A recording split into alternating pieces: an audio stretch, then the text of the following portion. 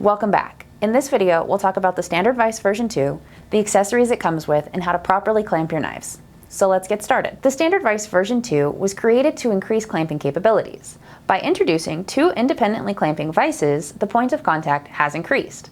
This means that the variety of knives that you can clamp in your vise is higher than ever. Along with the new Standard Vise, Wicked Edge has introduced blade stops.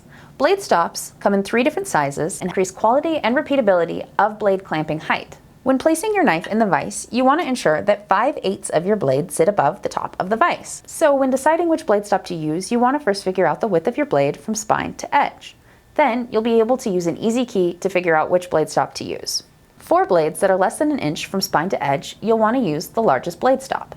For knives that are approximately an inch from spine to edge, you'll want to use the middle-sized blade stop. And for knives that are larger than an inch from spine to edge, you'll want to use the smallest blade stop. In order to install your blade stop, you'll want to take it and ensure that the indentations are facing down, as they'll rest on the screws inside your vise. Then you'll turn it sideways with your vise, give it a little squeeze to get it in, and using the 2 grips on the side, you'll want to pull it straight down. Once your blade stop is installed, you're ready to actually clamp your blade. It's important to note that during your angle finding process, your knife will likely move within your vise. But there's a quick rule of thumb for where to begin your knife in the vise. When you're placing your knife in the vise, you'll want to find the belly of your blade. Align the belly of the blade with the end of the vise and clamp it into place. You'll clamp it into place by using the vise key and tightening one and then the other of the vise screws.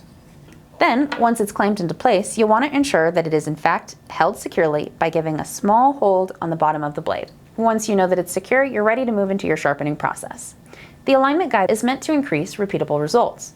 In order to use this, once you've gone through your process of finding your angle and sweet spot, you'll want to install the alignment guide. In order to do that, you will rest the alignment guide on the left-hand side of your vise and pull it back until you feel it catch. Then you will photograph or mark down the line at which your tip ends on your blade, so the next time you do touch-ups, you can just plug it back in. Now that you know how to use the Standard Vise V2, you're ready to start the actual sharpening process. You can jump ahead in the playlist to finding your angle and sweet spot, where Liz will walk through it on the original Standard Vise. The process will be the same, the only difference will be the vise. But if you find you have any questions, feel free to reach out to us at support@wickededgeusa.com.